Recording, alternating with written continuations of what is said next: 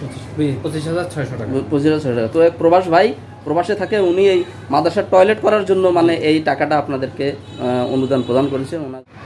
সুপ্রিয় দর্শক শ্রোতা, আসসালামু আলাইকুম ওয়া রাহমাতুল্লাহি ওয়া বারাকাতুহু। আমরা আসছি এই যে খিলপাড়া ইসলামিয়া কাওমি মাদ্রাসা এবং এতিমখানা। তো এইখানে এই যে দেখেন যে কত বড় একটা মাদ্রাসা এবং এতিমখানা, এখানে মসজিদ সংলগ্ন। তো এই এতিমখানা এবং মাদ্রাসার যে মোহতামিম এবং যারা আছেন হুজুর শিক্ষক মণ্ডলী তারা সহ এখানে আছেন এখন। তো মাদ্রাসার বিভিন্ন সমস্যাগ্রস্ত মাদ্রাসা, দেখা যায় এত বড় মাদ্রাসা কিন্তু যে মাদ্রাসা অনেক বড় তার সমস্যাও কিন্তু অনেক বড়। তো আমরা একটু আলোচনা করে তারপর আমরা মাদ্রাসাগুলো আমরা একটু ঘুরে ঘুরে দেখব কি অবস্থা সমস্যাগুলো, এবং এক ভাই কিছু সাহায্য সহযোগিতা করবে এই মাদ্রাসার নিমিত্তে, তো আমরা সেটাও দেখাবো। আর এই মাদ্রাসার যারা প্রবাসে এবং দেশের বাইরে যারা আছেন তারা যদি কোনো অনুদান এবং সাহায্য সহযোগিতা করতে চান এই মাদ্রাসায় আপনারা করতে পারেন, এবং এই সমস্যাগুলো দেখে এবং এই মাদ্রাসার আরও কয়েকটা ভবন নির্মাণ করা হবে, তো সে সব বিষয়ে আলোচনা করে তারপরে আমরা ইনশাল্লাহ একটু দেখবো আর কি। আসসালামু আলাইকুম রহমতুল্লাহ। তো এই মাদ্রাসার কি অবস্থা আপনি যদি একটু বিস্তারিতভাবে একটু বলতেন। আপনি এই মাদ্রাসার কি মানে এই মাদ্রাসার মোহতামিম, আমার নাম মাওলানা মাসুদ খান। আচ্ছা আচ্ছা। এই মাদ্রাসা আলহামদুলিল্লাহ নুরানি থেকে একবার শিশু জামাত থেকে নিয়ে আমাদের ডিগ্রি পর্যন্ত মিশকাত পর্যন্ত মাদ্রাসা। আচ্ছা আলহামদুলিল্লাহ আমাদের দাওরাও ইনশাল্লাহ হয়তো আগামী 2 বছরের ভিতরে খোলা হবে। তো আমাদের এই মিশকাত পর্যন্ত বিশাল এক মাদ্রাসা, ডিগ্রি পর্যন্ত মাদ্রাসা, কিন্তু এই মাদ্রাসা চালাতে গিয়ে অনেক বাধা বিপক্ষের আমরা সম্মুখীন হতে হয়। আচ্ছা, দেখা যায় যে আমাদের ছাত্রদের খাবার এবং ওস্তাদদের বেতন, এরপরে থাকার জায়গা, আরও বিভিন্ন ধরনের সমস্যাগুলো আমরা সম্মুখীন হতে হয়। বছরের মধ্যে দেখা যায় যে আমাদের প্রায় 60-65 লাখ টাকার মতো আমাদের খরচ হয়। সেখানে আমাদের বছরে আয় হয় 30-35 লাখ টাকার মতো। এর বাহিরে আমরা সবগুলো ঋণের উপর চলতে হয়, পরবর্তীতে আবার ঋণ পরিশোধ করে আবার নতুন করে আমরা চালাতে হয়। এই ক্ষেত্রে আমরা প্রত্যেক মাসেই ছাত্রদের যেই কাঁচা বাজার এবং বিভিন্ন ধরনের বোর্ডিংয়ের যে সমস্যাগুলো বা মাদ্রাসার অভ্যন্তরীণ যে বিষয়গুলো খরচগুলো, এগুলো আমরা বহন করতে আমাদের খুবই কষ্ট হয়। আমরা দেখা যায় যে দুজনের থেকে চাউল নেই, একজন থেকে আমরা কিছু বাজার নেই, বাজারের টাকা নেই, 5 টাকা 10 টাকা সব মিলে সকলের সাহায্য সহযোগিতায় মাদ্রাসা এই পর্যন্ত এগিয়ে আনছি। এখন আমাদের মাদ্রাসার এই যে ভবনটা দেখতেছেন, এই ভবনটা মানে একবারে এমন অবস্থা, ঝুঁকিপূর্ণ অবস্থা। রাস্তা দিয়ে যদি কখনো বড় গাড়ি যায় এই বিল্ডিংটা খুব থরথর করে কাঁপা শুরু করে। আচ্ছা, এমন অবস্থায় আমাদের একটা ভবন, এই ভবনগুলো সংস্কার করা দরকার। এবং আমাদের যে ভবনটা আছে এই ভবনটা শুধুমাত্র এই 3 তলা পর্যন্তই, এর উপরে করা একদমই সম্ভব না। এই জন্য আমরা এই ভবনটারে ভেঙে নতুন করে আবার করা, এবং পাশাপাশি আমাদের এই পূর্ব পাশে একটা জায়গা আছে, এই পূর্ব পাশে আমরা একটা 10 তলা ভবনের একটা চিন্তাভাবনা করেছি। যদি আমরা সকলের সাহায্য সহযোগিতা পাই তাহলে অবশ্যই ইনশাল্লাহ আমরা এই কাজে এগিয়ে যাব। পাশাপাশি মাদ্রাসার এখন বর্তমান যে অবস্থা, বর্তমান মাদ্রাসার ওস্তাদদের বেতনই আসে প্রায় 3 লাখ টাকার মতো, 2,81,000 টাকার মতো বেতন আসে। পাশাপাশি ছাত্রদের যে খরচ, এতিমদের যে খরচগুলো চালানো, এই খরচগুলো চালাতে গিয়ে আমাদের খুব ড্যাক পেতে হয়।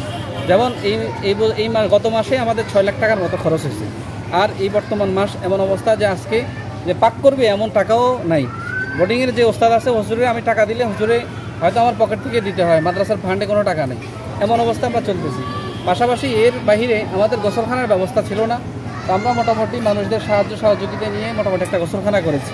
তো গোসলখানা করতে গিয়ে আমাদের কিছু জায়গা তো সংকট, এজন্য ভবন কিছু ভেঙে আমরা নতুন করে আবার ভবন করার চিন্তা করেছি। তো এই জন্য আমরা কিছু রুম ভাঙার পরে একটা গোসলখানা বানানোর পর আমাদের এই জায়গাটা পূরণ করার জন্য আমরা 3 তলা একটা কোনো রকম একটা রুম উঠাইছি। ওই রুমের মধ্যে ওই রুমটাও আমরা এখনও পর্যন্ত সম্পূর্ণ করতে পারি না, টাকার প্রয়োজন, টাকা নাই এই জন্য। পাশাপাশি আমাদের বাথরুম যদি আপনারা দেখেন যে বাথরুমের অবস্থা খুবই করুণ। এই বাথরুম এবং টাঙ্কি সহ আমাদের এখানে প্রায় লাখখানিকের মতো খরচ, কিন্তু এই টাকাটাও আমাদের হাতে নেই।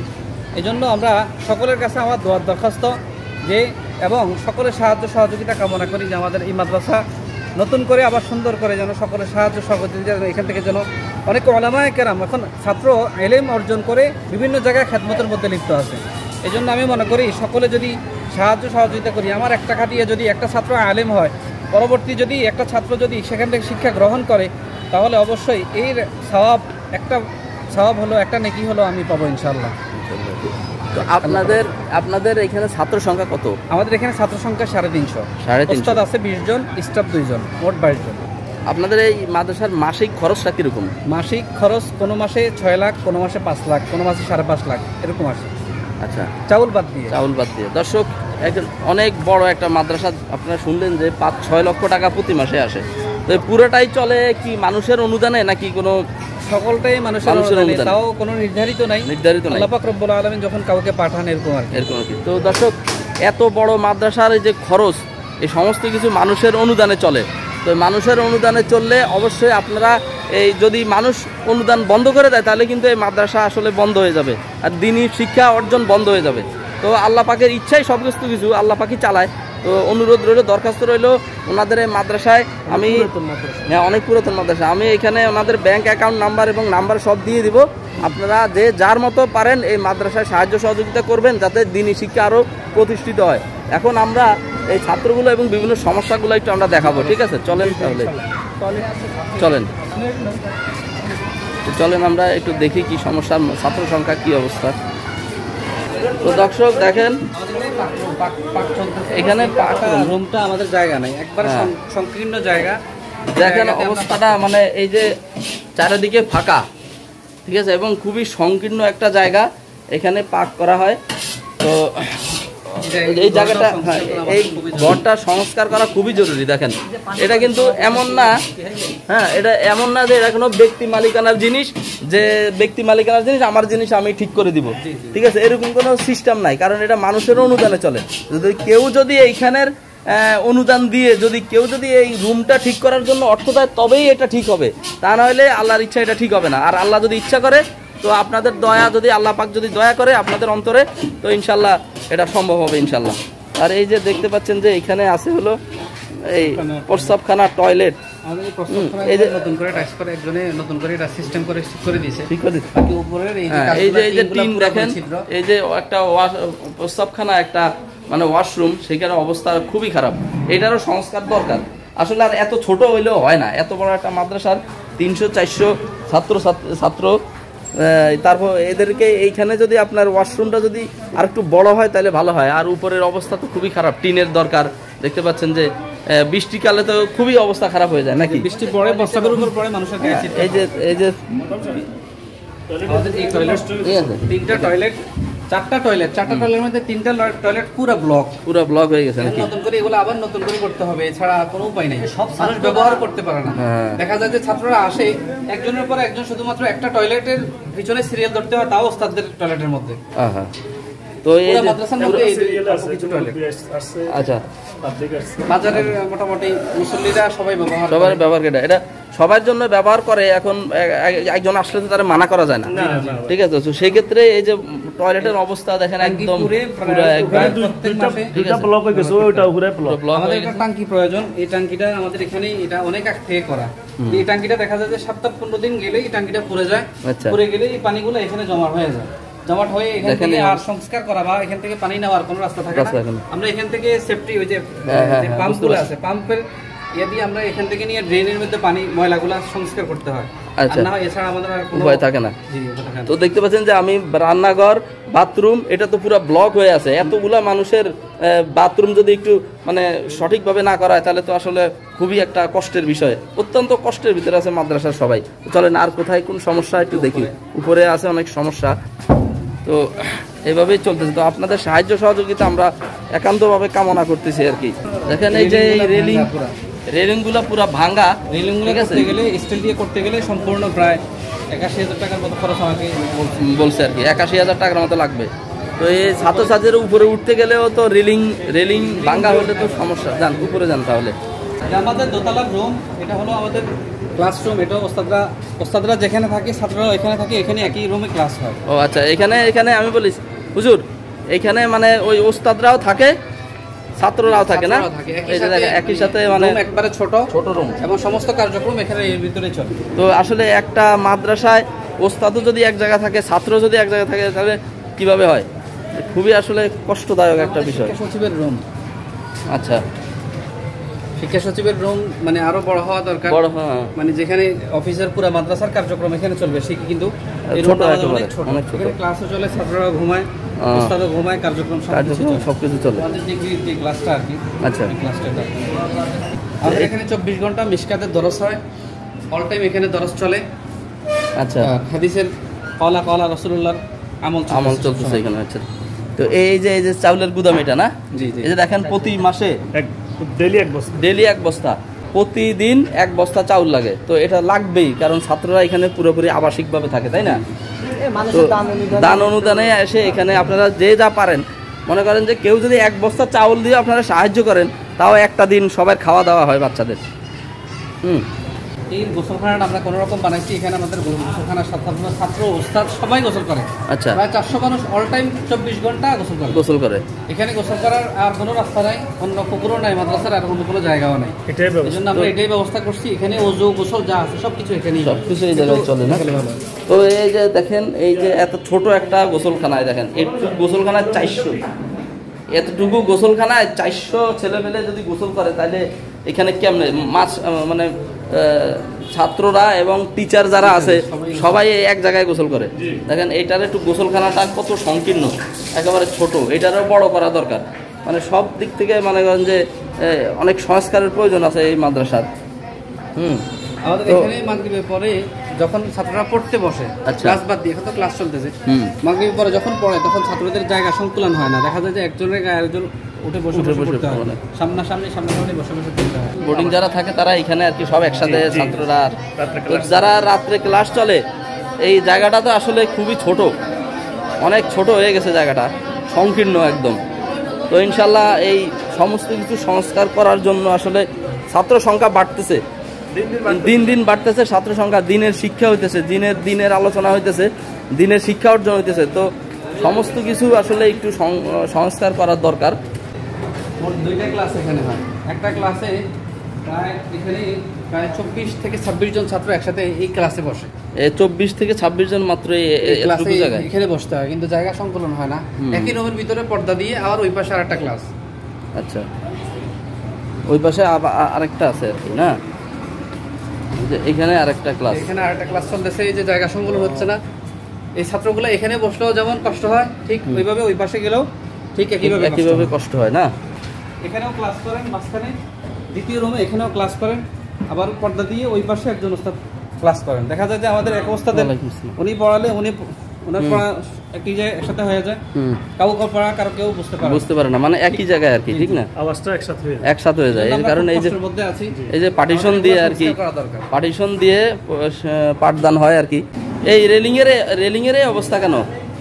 আমাদের এই রেলিংগুলো সবগুলা ভাঙা। হ্যাঁ, দেখতে পাচ্ছেন দর্শক, অনেক রিস্কের উপরে পরিপূর্ণভাবে দেখি। গত কিছুদিন আগেও একটা ছাত্র এরকম ভাবে স্লিপ খেয়ে পড়ছে শুধুমাত্র রেলিং এর কারণে। দর্শক দেখতে পাচ্ছেন যে উনি যেভাবে এটা ধরছে, এটা যেভাবে কিভাবে কতটা রিস্কের উপরে আছে, এটা পুরাটা দেখি। দেখেন একটা মাদ্রাসায় তার রেলিং এর অবস্থা দেখেন, এইখানে এটা যদি ভেঙে পড়ে তাহলে এই অবস্থাটা কি হবে আর কি। তো প্রত্যেকটা জিনিসেরই একই এরকম আর কি অবস্থা দেখেন, ভয়ঙ্কর অবস্থা। তো এই যে এটা তো পুরোপুরি সংস্কার দরকার, একদম পুরোপুরি সংস্কার করতে হবে। স্টিলের অথবা লোহার একটা করতে হবে, সেক্ষেত্রে আমাদের লাখখানিকের মতো খরচ, প্রায় লাখখানিকের মতো খরচ হয়ে যাবে এখানে। হ্যাঁ, ঠিক আছে। তো আরও সমস্যা আছে, চলুন আমরা উপরের দিকে যাই। যে আমাদের রুমের যে সংকট ছিল, ওই সংকটটা পূরণ করার জন্য যদিও নাকি আমাদেরকে ইঞ্জিনিয়ার উপরে করতে নিষেধ করেছেন, তারপরেও আমরা মানে রুমের জায়গা না পাওয়ার কারণে আমরা এই রুমটা সংস্কার করা মনে করছি ভালো হবে। এই জন্য আমরা উপরে কাজ ধরছি ঠিকই, কিন্তু আজকে 2 বছর পর্যন্ত এতটুকু করার পর আর করতে করার ক্ষমতা আর হচ্ছে না, চেষ্টা গুলোই নাই। আমরা ওই এর ঋণ পরিশোধ করতে এই পর্যন্ত আসছি, এখনো কিছু ঋণ রয়েছে, সামনে সংস্কার করতে প্রায় আরো 50,000 টাকার মতো লাগবে, উপরে টিন দিয়ে, চাল দিয়ে সংস্কার করার জন্য। তো দর্শক এই যে অবস্থা দেখেন, এই যে নতুনভাবে ওনাদের এখানে কিছু একটু গোসলখানা কিংবা একটা কিছু করার জন্য ওনারা এখানে উদ্যোগ নিয়েছিল, কিন্তু ঋণের অবস্থার কারণে, টাকা পয়সা 2 বছর ধরে সংকটের কারণে এটা পড়ে আছে। তো এই আর কি অবস্থা। তো সুপ্রিয় দর্শক, তো আমরা আপনাদেরকে দেখালাম যে ওনাদের এই মাদ্রাসার অবস্থাটা দেখালাম। অনেক বড় মাদ্রাসা, এখান থেকে প্রতি বছর আপনাদের কিরকম হয়, ছাত্র বের হয়, হাফেজ বের হয়, হাফেজ 10-12 জন হাফেজ বের হয়। এরপরে মিশকাত থেকে প্রত্যেক বছরই 7-8 জন করে ছাত্র বের হয়। এরা পরবর্তীতে ঢাকা গিয়ে দাওরা পড়ে, সেখান থেকে আলেম হয়ে বিভিন্ন জায়গায় খেদমতের মধ্যে লিপ্ত থাকে। আমাদের এখান থেকে অনেক আলেম এবং ছাত্র এখান থেকে বের হয়েছে, এখন বিভিন্ন জায়গায় মসজিদ এবং মাদ্রাসা খেদমত কত অবস্থায় আছে। তো 1956 থেকে এই মাদ্রাসা প্রতিষ্ঠিত। আচ্ছা আচ্ছা সেই থেকে এই পর্যন্ত প্রায় 72 বছর পর্যন্ত এই মাদ্রাসার বয়স। জায়গা না থাকার কারণে হেফজুল কোরআন মসজিদে দোকান। হিফজখানাটা একটু দেখালে ভালো হতো। মাদ্রাসার চলেন। হিফজখানা সর্বদা কোরআন শরীফ তেলাওয়াত হয়, যেখানে আল্লাহ পাক রব্বুল আলামিনের কোরআন তেলাওয়াত হয়, মানুষদের জন্য ইসালে সাওয়াব পৌঁছানো হয় এবং প্রত্যেক দিন জোহরের পরে খতমে খাজগান পড়ে সারা দুনিয়াবাসীর জন্য, সকলের জন্য, মাদ্রাসার হিতাকাঙ্ক্ষী যারা আছে 1 টাকা থেকে লক্ষ টাকা যারা দান করে সকলের জন্য দোয়া করা হয়। মাশাআল্লাহ। যাক চলেন তাহলে আমরা একটু দেখি। এটা কিন্তু একটা মসজিদ, তো এটা কিন্তু একটা মসজিদ। এই যে দেখতে পাচ্ছেন, আমি দেখাইছি মসজিদ সংলগ্ন বলেছিলাম আমি একবার ওইখানে। তো এই যে মসজিদের ভিতরে ক্লাস করা হইতেছে এখানে। ছোটদের বাচ্চা, এটা নুরানি নুরানির আমাদের নুরানিতে কোনো ক্লাস করা সম্ভব হচ্ছে না, এই জন্য আমরা এখানে ক্লাস করাচ্ছি। দর্শক, নুরানি যে ওদের যে নুরানি শাখাটা, ওইখানে তৃতীয় জামাত, ওইখানে কোনো ক্লাস করার মতো কোনো জায়গা নাই, যার কারণে এখন ওই যে মসজিদ, এটা কিন্তু একটা মসজিদ। তো মসজিদে এই নুরানির ক্লাসটা হয়। আর একটু পরে কিন্তু মানে আজান দিবে, তখন এদেরকে আবার উঠে যেতে হবে। তো এভাবে তো আসলে পড়াশোনার খুবই একটা ব্যাঘাত ঘটে। তো এই আর কি নুরানির অবস্থা। তারপর উপর মসজিদের উপরে আছে হলো হেফজখানা। যে ভবনটা দেখছিলেন, এই ভবনের মধ্যে আমাদের জায়গা সংকুলন হয় না, যার কারণে আমরা আমাদের হেফজখানা ছাত্রদেরকে এখানে পড়াতে হয়। এবং হেফজখানার জন্য জরুরি বিষয় হলো টয়লেট, স্কুলখানা সব কিছু একসাথে রাখা, যার কারণে ছাত্রদের পড়ালেখার মধ্যে বরকত হয়। দেখা যায় যে আমাদের এই সমস্ত ছাত্রগুলো এখানে পড়ে, এখানে পড়ার কারণে আমাদের এই ছাত্রগুলো পরবর্তীতে জরুরতের প্রয়োজন হলে সেখানে যেতে হয়। আর টয়লেট গোসলখানার অবস্থাটা সকলে দেখছে যে কী অবস্থায় আছে। এমন অবস্থার কারণে আমাদের ছাত্রদের পড়ার মধ্যে খুব ব্যাঘাত ঘটে। এখানে মাশাআল্লাহ এই যে কোরআনের শিক্ষা হইতেছে, হেফজ পড়া হইতেছে, দেখতে পাচ্ছেন সব কিছু কোরআন শিক্ষা করতেছে সবাই, ঠিক আছে, খুবই ভালো লাগতেছে।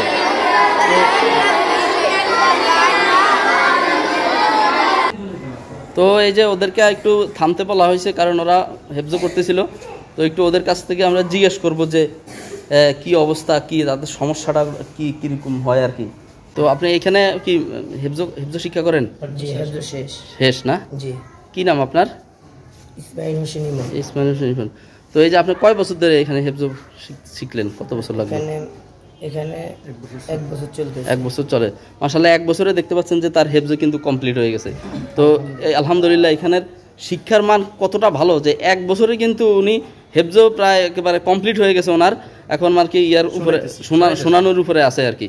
তো এখানে যে 1 বছর আপনি ছিলেন, নানা সমস্যা যে ইয়া হয়েছে, এগুলো কি কি সমস্যা আপনি অনুভব করলেন? কি যেমন 1 নম্বর হচ্ছে আইফেজ নাই, হিসেবে আমাদের কারেন্ট চলে গেলে অনেক কষ্ট হয়। আচ্ছা, তারপরে যে গোসলখানা, তারপরে টয়লেট, খাওয়া দাওয়া, এগুলোর কি সব ঠিক আছে? এগুলো না, টয়লেটে আবার একটু সমস্যা আছে, টয়লেটে কিছু কমেট আছে নষ্ট, তার কারণে আমাদের যাইতে অনেক কষ্ট হয়। আচ্ছা, তারপরে গোসল করা, বুঝতে পারছি। আচ্ছা দর্শক, আমরা যেগুলো দেখে আসছি ও মূলত ওগুলাই। তো এই ছাত্রদের যে এই কষ্টের ভিতরেও ওনারা কিন্তু এই ইনশাল্লাহ আল্লাহ পাক ওনাদেরকে হেফজ কমপ্লিট করাইছেন। তো এই যে যারা আছে সবাইরই কিন্তু আল্লাহ পাক হেফজ কমপ্লিট করাবেন আশা রাখি। তো এদেরকে একটু যদি আপনারা সহযোগিতা করে এদেরকে একটু আরামদায়কভাবে যাতে ভালোভাবে এই শিক্ষা অর্জন করতে পারে, তো তার জন্য আপনাদের কাছে আসলে আমরা বিনীতভাবে অনুরোধ জানাচ্ছি। একটু যেই কথাগুলো মহতামিম সাহেব বললেন, ওনাদের যে প্রয়োজনের কথাগুলো, ওগুলাই আর কি। আপনারা যদি বিনীতভাবে যদি একটু হাতকে প্রসারিত করেন, আল্লাহ আপনাদের হাতকে ইনশাল্লাহ প্রসারিত করবে। তো এতিম ছাত্রছাত্রী প্রায় মানে নিড এতিম যারা 66 জন এতিম। 66 জন এতিম। দর্শক, একটা মানে প্রতিষ্ঠানে 66 জন এতিম ছাত্র কিন্তু সম্পূর্ণ প্রায় ফ্রি। আর পুরা মাদ্রাসার মধ্যে মানে দারিদ্র একবারে হয়তো হাতে গোনা 20-30 জনের মধ্যে ফুল টাকা দিয়ে থাকে। আমাদের এখানে ধার্য আছে 2000 টাকা। এই 2000 টাকার মধ্যে কেউ কেউ আছে মাত্র 200 টাকা দেয়, কেউ 300 টাকা দেয়। এরকম অবস্থায় মোটামুটি মাদ্রাসা চলতেছে। দেখা যায় যে ছাত্রদের থেকে বোর্ডিং এর টাকা একদমই ওঠে না। আমরা এটাই লোকজনের সাহায্য সহযোগিতায় আমরা ইনশাল্লাহ এটা চালাতেছি। দর্শক, 60 থেকে 70, 65 থেকে 70 জন এতিম ছাত্র আছে, ছাত্রছাত্রী। তো ওনাদের কাছ থেকে আসলে ওনারা কোনো টাকা নেয় না। তো এটা তো ওনাদের একটা ভর্তুকি, ঠিক আছে, এটা তো ভর্তুকি ওই হিসাবের ভিতরে 1 বস্তা চাউলের ভিতরে আছে এটা। তো এখন এটা তো ভর্তুকি, এটা তো টাকা আসতেছে না। তো দরিদ্র যারা দরিদ্র আছে তারা হয়তো বা 100 টাকা, এতিম থেকে দরিদ্রতা আরও কষ্টদায়ক, ওরা বেশি দরিদ্র। তো দর্শক, এরকম দরিদ্র আছে, এতিম আছে, তো সবার প্রতি তো সব বেশি টাকা নেওয়া প্রয়োজন হয় না। তো তো সুতরাং সব কিছু বিবেচনা করে আসলে এই প্রতিষ্ঠানের জন্য সাহায্যের আবেদন করছি আর কি আমরা। তো ইনশাল্লাহ আমরা চলেন আমরা এক ভাই সাহায্য সহযোগিতা করবে, ওইটা আমরা একটু ইয়ে করি আর কি। তো দর্শক, এই যে মাদ্রাসার যে অফিস রুম, দেখেন অফিস রুমে কয়জন মাত্র আসলেই কিন্তু অফিস একদম পুরা ব্লক হয়ে যাচ্ছে। মানে এখানে যে মিটিং হবে, সেই মিটিংটা করার জন্য যে জায়গা দরকার, সেই জায়গাটাও কিন্তু আসলে পরিপূর্ণভাবে নাই। তো এখন উনি হচ্ছে আপনার হচ্ছে এই মসজিদের ইমাম, হ্যাঁ মাদ্রাসার ইমাম। আপনি বলেন, ওই যে মোহতামিম সাহেব উনি যে সমস্ত সমস্যার কথা উনি তুলে ধরছেন, তো এগুলোর ব্যাপারে কি আপনারা কি আসলে কি ঠিক কিনা কিভাবে? অবশ্যই, আমি এখানে প্রায় 8 বছর ধরে খেদমত করতেছি আলহামদুলিল্লাহ। আচ্ছা, মাদ্রাসা সুনামের সাথেই চলতেছে। মাদ্রাসাটা অনেক পুরাতন প্রাচীন মাদ্রাসাটা।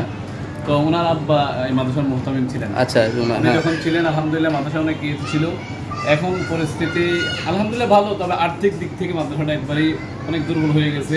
আমরা হুজুর যা বলছে হুজুরের কথার সাথে আমরা একমত এবং কথাগুলো একবারে সঠিক বলেছি। আমাদের এই মাদ্রাসার জন্য এখন যা যা প্রয়োজন হুজুর বলছে এগুলো আমাদের একবারেই অতীব জরুরি এখন এগুলো।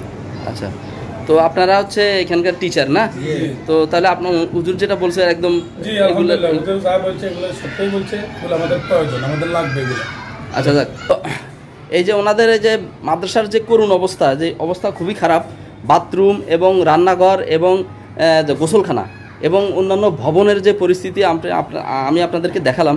তো এই দেখানোর নিমিত্তে এক ভাই, তো প্রবাস থেকে এক ভাই কিছু সাহায্য করেছেন, বিশেষ করে টয়লেটের জন্য যে ব্যবস্থাটা উনি প্রবাস ভাই দিয়েছেন। তো ওই টাকাটা আমি এই মোহতামিম স্যারের কাছে আমি দিচ্ছি। তো একটু 25,600 টাকা আছে, একটু আপনি গুনে নেন প্লিজ।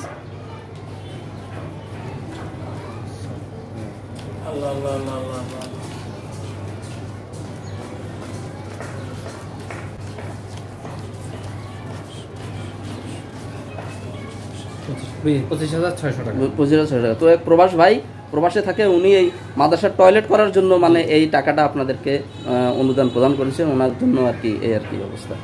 তো ঠিক আছে, এই পর্যন্তই। তো আমি আপনাদের কাছে বিনীত অনুরোধ জানাচ্ছি যে এক প্রবাস ভাই যেহেতু টয়লেট করার জন্য এই টাকা দিয়েছে এবং আরও যেই সমস্যাগুলো আছে এই সমস্যা সমাধানের জন্য আপনারা এই মাদ্রাসায় অনুদান পাঠাবেন। আমি ওনাদের ব্যাংকের হিসাব এবং নাম্বার যা আছে সমস্ত কিছু যাবতীয় এই মোবাইলে ভিডিওতে দিয়ে দিব।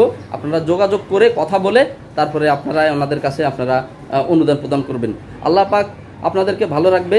যে মানে দিনের প্রতিষ্ঠার জন্য, দিনের ছাত্রদের এবং দিন প্রতিষ্ঠার জন্য যে টাকা দেয়, আল্লাহ সাহায্য করে, আল্লাহ তাকে তার চেয়ে দ্বিগুণ সাহায্য করবেন। এটা হলো সবচেয়ে বড় কথা আর কি। তো ঠিক আছে, আপনি কিছু বলবেন? আর সকলের দেশবাসী এবং দেশের বাইরে যারা আছে সকলের কাছে আমার একান্ত আবেদন, আকুল আবেদন যে আমার এই মাদ্রাসা এবং মাদ্রাসা ছাত্রদের, এতিম ছাত্রদের দায়িত্ব নিয়ে এবং মাদ্রাসার একজন হিতাকাঙ্ক্ষী হিসাবে মাদ্রাসার সহযোগিতায় সর্বদা লেগে থাকবেন, এটাই আমার কামনা। সকলের কাছে আমার দোয়ার দরখাস্ত ইনশাআল্লাহ। আসসালামু আলাইকুম ওয়া রাহমাতুল্লাহ।